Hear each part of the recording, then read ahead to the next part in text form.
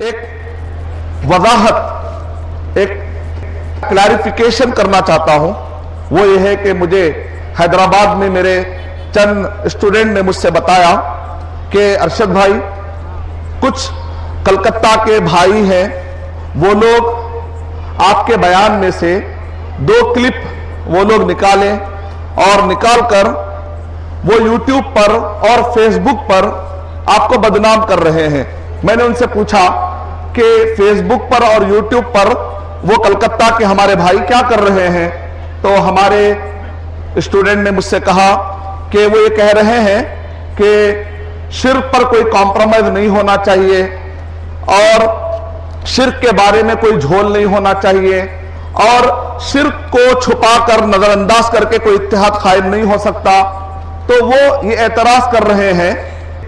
یہ 2 کلپ کے اندر ایسا لگتا ہے کہ ارشد بشیر مدنی صاحب شرک کی اجازت دیتے ہیں، یا شرک کے اوپر خاموش اختیار کرتے ہیں، یا شرک کے مسئلے میں وہ کمپرومائز کرتے ہیں. تو ارشد بھائی، آپ کو بہت بدنام کیا جا رہا ہے، فیس بک پر اور یوٹیوب پر بدنام کیا جا رہا ہے. تو ایسے وقت پر میں نے کہا میرے اسٹوڈنٹ سے کہ میں ان کلکتہ کے بھائیوں کا احترام کرتا ہوں، میں سلام کرتا ہوں، میں ان کو مبارکبادی دیتا ہوں کہ ان کو اللہ نے اتنا بہترین جذبہ دیا. ہمارے ساتھیوں نے کہا ارے ارشد بھائی، وہ آپ کے خلاف کہہ رہے ہیں، آپ ان کو دعا دے رہے ہیں، آپ ان کی تعریف کر رہے ہیں. میں نے کہا بالکل وہ تعریف کے لائق ہے میرے بھائی. کیوں؟ اس لیے کہ شرک ایسا گناہ جس کے اندر کمپرومائز ہو ہی نہیں سکتا. یہ عقیدے کی بہت ہی خطرناک بیماری ہے.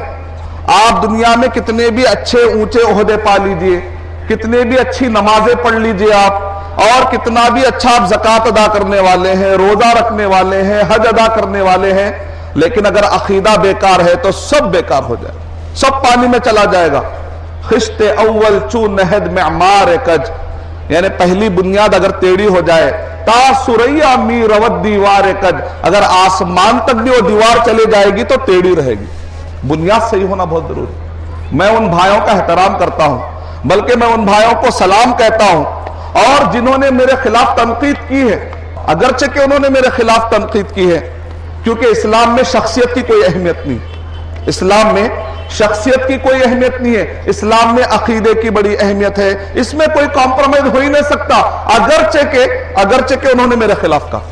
شرک کے مسئلے میں واقعی ہی اٹل ہونا چاہیے، کیونکہ اللہ سبحانہ و تعالیٰ نے قرآن مجید میں ارشاد فرمایا ان الشرک لظلم عظیم، سورہ لقمان سورہ نمبر 31 کے آیت نمبر 13 اور 14 میں، کہ بے شک شرک بہت بڑا ظلم ہے. دنیا کا سب سے بڑا ظلم اگر ہے تو وہ شرک ہے. سورہ مائدہ سورہ نمبر 5 کے آیت نمبر 72 میں اللہ سبحانہ و تعالیٰ ارشاد فرما رہے ہیں انہ من یشرک باللہ فقد حرم اللہ علیہ الجنہ ومأواہ النار وما للظالمین من انصار. اور جو کوئی بھی شریک کرے گا، شرک کرے گا اللہ سبحانہ و تعالیٰ کے ساتھ، اللہ سبحانہ و تعالیٰ کے ساتھ اگر کوئی شرک کرے گا تو اللہ سبحانہ و تعالیٰ کیا کرے کہ جنت اس کے اوپر ہم نے حرام کر دی، اللہ تعالیٰ نے حرام کر دی، اور جہنم اس کا ٹھکانہ ہے، اور ظالموں کے لیے کوئی مددگار نہیں ہے. شرک بہت بڑا گناہ.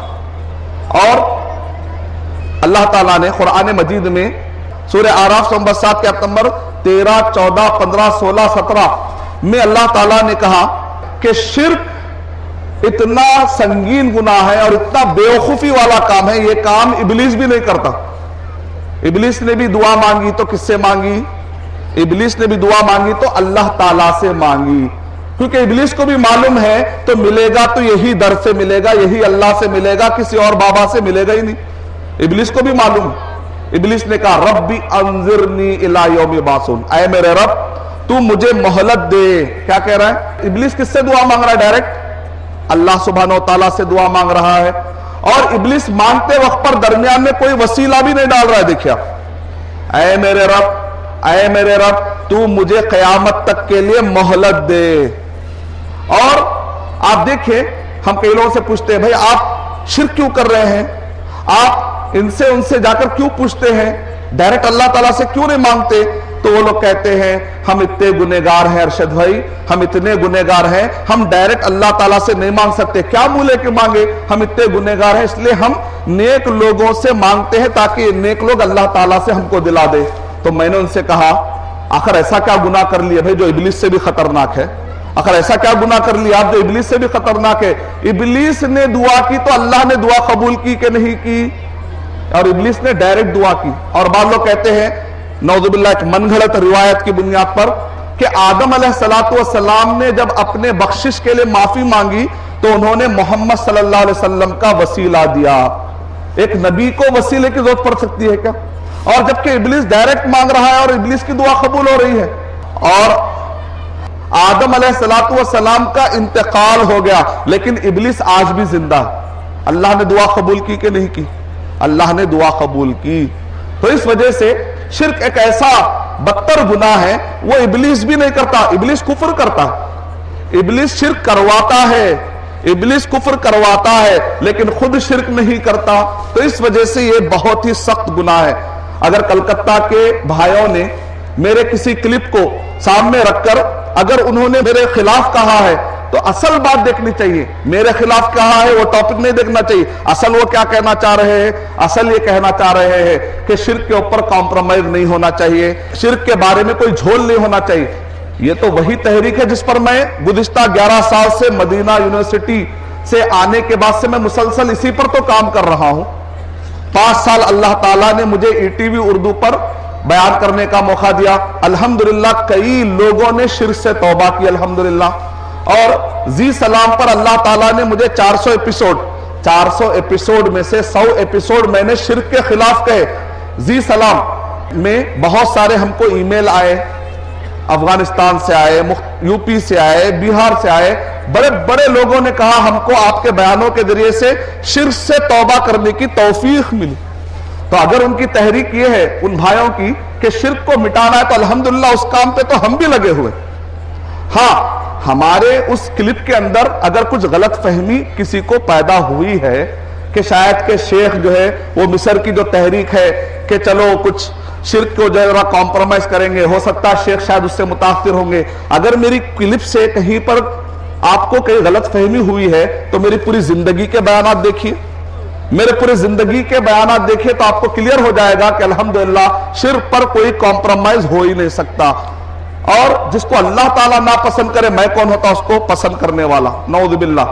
اور وہاں پر ایک بہن نے جو سوال کیا تو اس وقت پر چونکہ مجھے رپورٹ مل چکی تھی کہ یہاں پر کچھ لوگ دنگا فساد کرنے کی نیت رکھتے ہیں اور کچھ لوگ وہاں پر خون خرابہ کرنے کی نیت سے آئے ہیں، تو میں اسٹیج پر رہنے والا، مجھے اطلاع ملتی ہے جنرلی عوام میں جو سیٹ پہ بیٹھے ہوتے ہیں ان کو معلوم نہیں ہوتا، بیک گراؤنڈ معلوم نہیں ہوتا، ہمیں بیک گراؤنڈ کا پتہ ہوتا ہے۔ تو اس وقت پر بہن کے میں نے سوالات کو الگ سے حل بھی کیا جا سکتا ہے۔ میں نے کہا وہاں کے علماء سے آپ رجوع کریں تاکہ علماء اصل جانے کے واقع شرک ہوتا ہے یا نہیں ہوتا، یا بہن نے ہو سکتا غلط فہمی سے سمجھ لیا ہوگا۔ تو اس وجہ سے میں نے علماء کی طرف رجوع کروایا۔ میں نے اس بہن سے یہ نہیں کہا کہ تم شرک کر لو، گھر کے اندر جا کر تم شرک کر لو، اور اسی طریقے سے میں نے اس میں کہا کہ نبی صلی اللہ علیہ وسلم نے 13 سال برداشت کیا، یعنی آپ کو شرک مٹانے کے لیے آپ کو ظلم سہنا پڑے گا، لیکن انہوں نے ترجمہ کر دیا برداشت کا معنی خاموشی کر دیا، نعوذ باللہ۔ انگلش میں ترجمہ انہوں نے غلط کر دیا کہ نبی صلی اللہ علیہ وسلم 13 سال خاموش تھے اور شرک دیکھ رہے تھے، یعنی کہ میں نے جو اردو میں کہا اس اردو کا ترجمہ سمجھنے میں ان کو غلط فہمی ہوئی، اس کے باوجود بھی غلط فہمی ہوئی ہے۔ میں اس کا پورا نام دیتا ہوں غلط فہمی۔ میں ان بھائیوں کو دعا کرتا ہوں، ان کا جو جذبہ ہے شرک کے خلاف، ایسا جذبے کی ضرورت ہے۔ یہاں پر بیٹھنے والے ہر مسلمان بھائی سے میں گزارش کرتا ہوں کہ ایسا جذبہ اپنے اندر پیدا کریں۔ شرک کے مسئلے میں آپ کسی کو بھی جس کو کہتے ہیں نہیں بخشنا چاہیے، کسی کو بھی نہیں بخشنا چاہیے۔ اور صحابہ اور تابعین ایسے ہی تھے، اپنے سگے بھائی کو بھی وہ لوگ بخشتے نہیں تھے شرک کے مسئلے میں، جھوٹ کے مسئلے میں۔ تو انہوں نے الحمدللہ صحابہ کی سنت پوری کی ہے، اگرچہ کہ انہوں نے میرے خلاف تنقید کی ہے، میں ان کا احترام کرتا ہوں۔ تو یہ چند باتیں تھی جو میں وضاحت کرنا اس لیے سمجھتا ہوں کیونکہ مجھے اطلاع ملی کہ صرف حیدرآباد میں نہیں بلکہ یہاں پر بھی ہمارے بعض بھائیوں کو غلط فہمی ہوئی، کہ انہوں نے جو ہے وہ کلپس یہاں پر پھیلائے تو ہمارے معصوم بڑے نیک بھائی جو ہے نا انہوں نے وہ پریشان ہو گئے اور یہ غلط فہمی کا وہ شکار ہو گئے. تو میں کہہ رہا ہوں کہ میرے بیانات ہیں شرک مٹانے اور توحید کو قائم کرنے کے لیے سخت محنت کی ضرورت. میں کھل کر الحمدللہ کہتا ہوں, اور ماشاءاللہ جس بیان میں یہ معاملہ پیش آیا, کئی شرک کرنے والے بھائیوں نے توبہ کی. یہ رخ نہیں معلوم کئی لوگوں کو. میں اللہ تعالیٰ سے دعا کرتا ہوں کہ اللہ سبحانہ و تعالیٰ بھائیوں کی ان غلط فہمیوں کو مٹا دے, اور اسی طریقے سے ہم کو مل جل کر صحیح عقیدے کے لیے, توحید کے لیے کام کرنے والا بنائے, شرک سے نفرت کرنے والا بنائے.